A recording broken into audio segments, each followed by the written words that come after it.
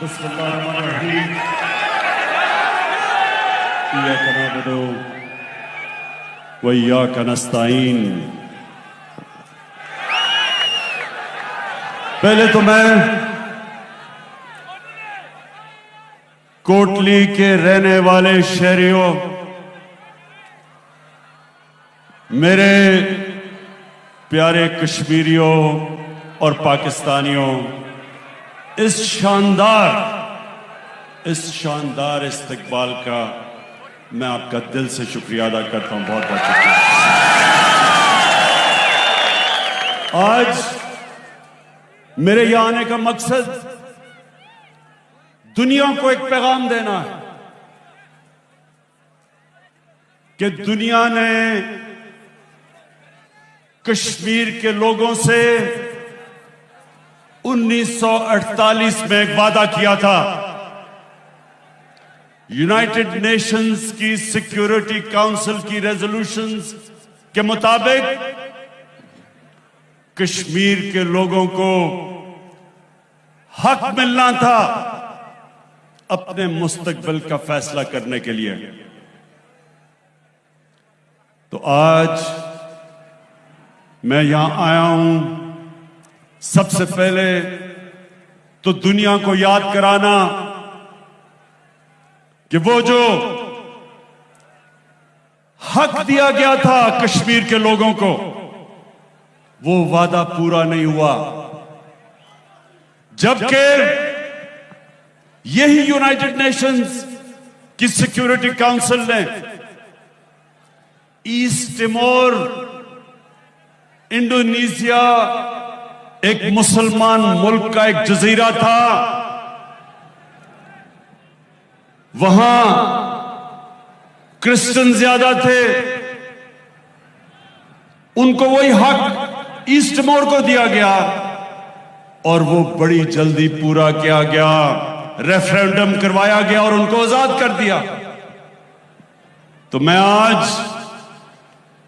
United Nations को याद कराना चाहता हूं। मैंने यूनाइटेड नेशंस की जनरल असेंबली में भी याद कराया, आज भी करा रहा हूं और हमेशा याद कराऊंगा कि आपने अपना हक पूरा नहीं किया। आपने जो वादा था वो पूरा नहीं किया। और दूसरी चीज, मैं कश्मीर के लोगों को यह कहना चाहता हूं कि इंशाअल्लाह जब ये आपको आपका हक मिलेगा, कश्मीर के लोगों को मकबूजा कश्मीर और आजाद कश्मीर, कि जब आप अपनी मुस्तकबिल का फैसला करेंगे और कश्मीर के लोग इंशाअल्लाह जब पाकिस्तान के हक में फैसला करेंगे, मैं ये भी आज कहना चाहता हूं कि उसके बाद पाकिस्तान कश्मीर के लोगों को वो हक देगा, उनको वो राइट देगा कि आप आजाद रहना चाहते हैं या आप पाकिस्तान का हिस्सा बनना चाहते हैं। ये आपका हक होगा। मैं आज दूसरी वजह से यहां इसलिए आया हूं कि मैं मकबूजा कश्मीर के लोगों को एक पैगाम देना चाहता हूं। और जिस तरह अभी मेरे से पहले वजीर खारजा ने कहा कि सारा पाकिस्तान आज मकबूजा कश्मीर की अवाम के साथ खड़ा है, लेकिन सिर्फ सारा पाकिस्तान ही नहीं आपके साथ खड़ा, मुसलमान दुनिया आपके साथ खड़ी है। अगर मुसलमान हुकूमतों में किसी की वजह से भी अगर वो आपको आज सपोर्ट नहीं कर रही, ये मैं आपको यकीन दिलाता हूं कि सारी मुसलमान दुनिया की अवाम मकबूजा कश्मीर के लोगों के साथ खड़ी है। बल्कि मैं इससे भी आगे जाता हूं, वो लोग जो मुसलमान भी नहीं, लेकिन जो इंसाफ पसंद हैं वो भी सब आज समझते हैं कि कश्मीर के लोगों को वो हक देना चाहिए जो यूनाइटेड नेशंस ने वादा किया था। मैं ये भी कश्मीर के मकबूजा कश्मीर के लोगों को आप पैगाम देना चाहता हूं कि हमें सब एहसास है जिस तरह के जुल्म आप पे हुए हैं और हो रहे हैं, जिस तरह घरों में खबर आती है, मां बाप को खबर आती है कि उनके बेटे को गायब कर दिया गया, कहीं ले गए, जेल पे ले गए, या खबर आती है कि बेटा शहीद हो गया। मैं आपको एक बाप होते हुए ये कहना चाहता हूं कि हम सबको पता है कि आपके ऊपर क्या गुजरती होगी, किस किस्म की तकलीफों का आप सामना कर रहे हैं, किस किस्म के जालिम का आप मुकाबला कर रहे हैं और खड़े हैं आप। मैं ये भी आपको कहना चाहता हूं कि मेरे में जितनी भी हिम्मत हुई, हर फोरम के ऊपर मैं आपकी आवाज बुलंद करूंगा और कर रहा हूं और करता रहूंगा, चाहे यूनाइटेड नेशंस हो, चाहे दुनिया के लीडर्स हो, यूरोपियन यूनियन के लीडर्स हो, बर्तानिया का जो पिछला अमेरिका का सदर था, 3 दफा उससे मैंने ताकीद की कि कश्मीर का मसला हल करें। मीडिया के ऊपर आपकी आवाज उठाऊंगा। आप मुतमईन हो जाएं कि जब मैंने कहा था कि मैं कश्मीर का सफीर बनूंगा, जब तक कश्मीर आजाद नहीं होगा, सारी जगह आपकी आवाज बुलंद करूंगा।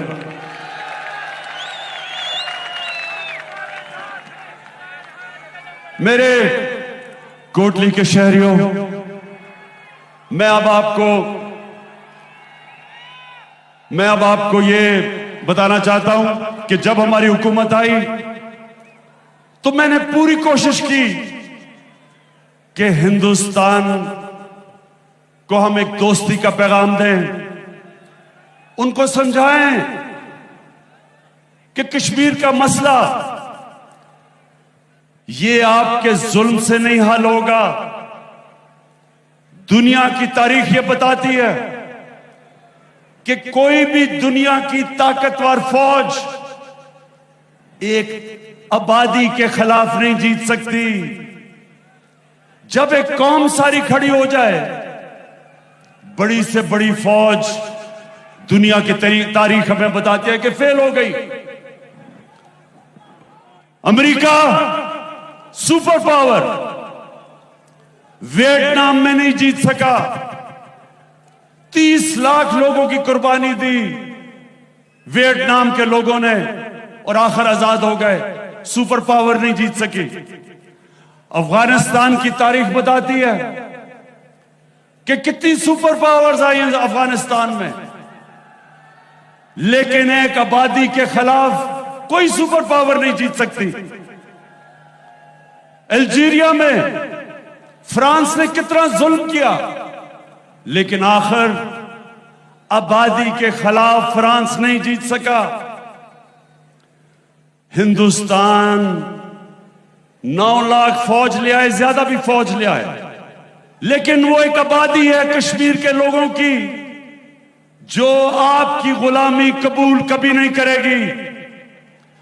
जो बच्चा पैदा होता है कश्मीर में, उसके भी दिल में सबसे पहले आजादी का जज्बा जाता है। जितने मर्जी जो मर्जी आप करें कश्मीर पे, 1 लाख कश्मीरी शहादत दे चुके हैं। मैं आज हिंदुस्तान को कहता हूं कि ये आप कभी जीत सकते ही नहीं। जब एक आबादी मानती नहीं है आपको, और जो थोड़े से लोग कश्मीर में हिंदुस्तान की हमायत करते थे, जब से 5 अगस्त से जो आपने जुल्म करना शुरू किया, लॉकडाउन किया, कर्फ्यू लगाए, वो भी थोड़े से लोग आज आजादी चाहते हैं। कोई हिंदुस्तान, कोई कश्मीर का सियासतदान जो प्रो इंडिया हो, मैं आज आपको लिख के देता हूं कि वो कभी वोट जीत ही नहीं सकता, इलेक्शन ही नहीं जीत सकता हिंदुस्तान कश्मीर में। इसलिए मैंने जो पहले आपसे नरेंद्र मोदी, मैंने कोशिश की थी आते साथ ही कि हम अपने ताल्लुकात ठीक करें और कश्मीर का मसला हल करें डायलॉग के जरिए, यूनाइटेड नेशंस की रेजोल्यूशन के तहत हम हल करें। मैं फिर से आपको कह रहा हूं कि और कोई दूसरा रास्ता नहीं है। मैंने जब आपको तब कहा तो मुझे समझ नहीं आई, शुरू में मुझे समझ ना आए कि ये क्यों नहीं मेरे साथ आगे बढ़ रहा है, डायलॉग क्यों नहीं कर रहा। फिर जब पुलवामा हुआ और पुलवामा के बाद जब बालाकोट पे हिंदुस्तान के जेट ने आके हमारे दरख्तों को शहीद किया,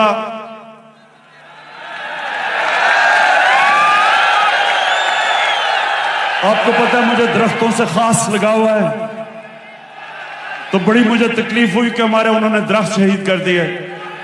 लेकिन तभी मुझे पता चल गया कि ये अमन नहीं चाहते, ये दोस्ती नहीं चाहते, बल्कि वो पुलवामा को इस्तेमाल कर रहे थे और बालाकोट को इलेक्शन जीतने के लिए।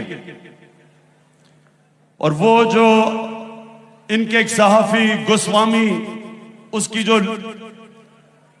जो मंजर आम में आया, पता चला कि पहले से प्लान किया हुआ था कि उन्होंने हमला करना चाहे। और मैं कहता गया कि हमारा पुलवामा से कुछ नहीं था, पाकिस्तान पुलवामा के पीछे नहीं था, लेकिन पहले से प्लान किया था कि बमबारी करेंगे, उसको इस्तेमाल करेंगे इलेक्शन जीतने के लिए। फिर मंजर आम में क्या आया? यूरोपियन यूनियन की डिसइंफॉर्मेशन लैब, पता चला कि 600 इन्होंने फेक साइट्स बनाई हुई थी, फेक अकाउंट्स की, जिसमें से प्रोपेगेंडा चल रहा था पाकिस्तान की फौज के खिलाफ और इमरान खान के खिलाफ।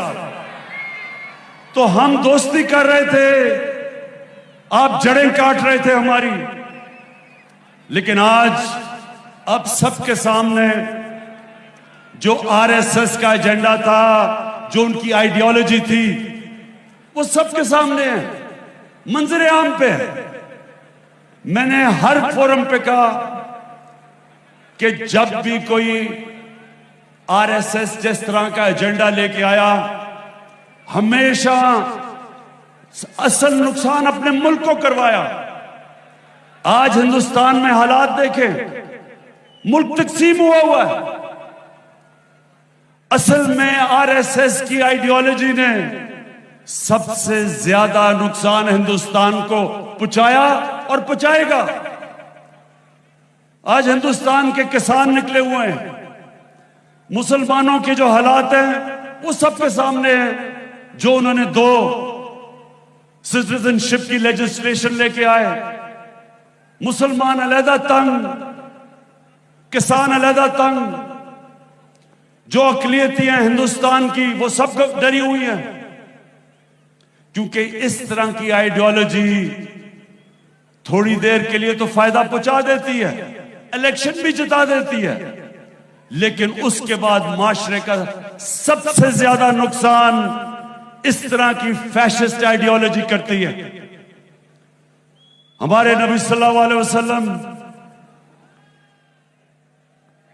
रहमतुल आलमीन थे, इंसानों के लिए रहमत बन के आए थे, रहमतुल मुस्लिमीन नहीं थे। सब इंसानों के लिए रहमत बन के आए थे। उन्होंने सब इंसानों को इकट्ठा किया, तकसीम नहीं किया। दुनिया की तारीख का सबसे बड़ा लीडर ना कभी कोई माजी में आया और ना कोई आ सकता है। तो हमें अल्लाह ने कहा उनकी सुन्नत पे चलो। जो भी उनकी सुन्नत पे चलता है वो होता है लीडर। कायदे आजम, जब कायदे आजम ने सियासत शुरू की तो हिंदू मुस्लिम एम्बेसडर कहलाए जाते थे, इंसानों को इकट्ठा करने वाले लीडर कि मिलकर आजादी की जंग लड़े। जो नेल्सन मंडेला, जो सारा साउथ अफ्रीका उसको क्यों मानता है? उसने इंसानों को इकट्ठा किया, तकसीम नहीं किया। एक तकसीम हुए माशरे को जोड़ा। तो नरेंद्र मोदी, मेरा सबसे बड़ा पैगाम आपको ये कि आप जो हिंदुस्तान को तकसीम करके ये हिंदुत्व की जो आइडियोलॉजी है, ये आपको इलेक्शन तो जिता देगी। ये हिंदुस्तान की तबाही, ये तबाही की आप बुनियाद रख रहे हैं। तो आज मैं फिर से आपको कहता हूं कि कश्मीर का मसला हमारे साथ मिलकर हल करें। और उसके लिए सबसे पहले जो आपने 5 अगस्त को ये कदम उठाया था 370 आर्टिकल खत्म करने का, उसको रिस्टोर करें और फिर हमारे से बात करें और यूनाइटेड नेशंस की रेजोल्यूशन के तहत कश्मीरियों को वो हक दें जो दुनिया की कम्युनिटी ने, वर्ल्ड कम्युनिटी ने जो हक दिया था वो दें। हम तैयार हैं आपसे फिर से बात करने के लिए। लेकिन फिर से मैं कहता हूं, इसको कभी ये ना समझें जो मुझे लगता है पिछली बारी आपने समझा था कि हम कोई कमजोरी के आलम में आपसे दोस्ती करना चाहते हैं। ये मुल्क पाकिस्तान, ये मुल्क उन लोगों का है जो ला इलाहा इल्लल्लाह के कलमे के ऊपर मुल्क बना था। अल्लाह के सिवा किसी के सामने ये झुकने वाले लोग नहीं हैं। ये किसी से ना कभी किसी का खौफ है ना हो सकता है। जो एक अल्लाह की गुलामी करता है वो कभी किसी और की गुलामी नहीं कर सकता। इसलिए कभी ये ना समझना कि जब हम कहते हैं हम आपसे दोस्ती करेंगे कि हमें किसी किस्म का खौफ या डर है। हम चाहते हैं कि कश्मीर के लोगों को उनका हक मिले। हम चाहते हैं ये जुल्म खत्म हो। हम चाहते हैं कश्मीरी भी अपनी जिंदगी का खुद फैसला करे। ये इनका ह्यूमन राइट है, ये इनका डेमोक्रेटिक राइट है। और इंशाअल्लाह इस राइट के लिए सारा पाकिस्तान कश्मीर के लोगों के साथ खड़ा है।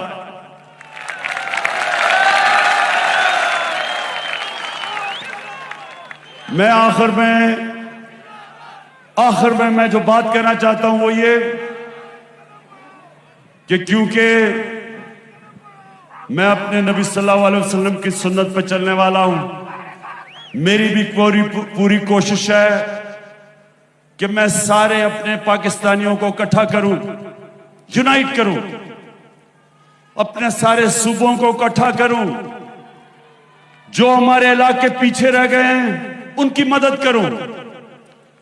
जिस तरह लाइन ऑफ कंट्रोल में लोगों को मुश्किल वक्त से गुजरना पड़ता है और ये बमबारी करते हैं, खास तौर पे मैं उनको पैगाम देना चाहता हूं कि हम आपकी पूरी मदद करेंगे।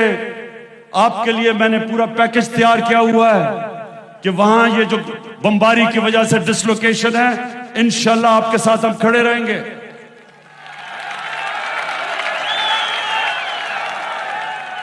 मैं हर किस्म की सोच के साथ बात करने के लिए तैयार हूं। हर किस्म के नजरिए के साथ मैं बात करने के लिए तैयार हूं। लेकिन जो मैं कभी किसी किस्म की मुफाहमत जो मैं नहीं करूंगा, मैं कभी बड़े बड़े डाकुओं को एनआरओ नहीं दूंगा।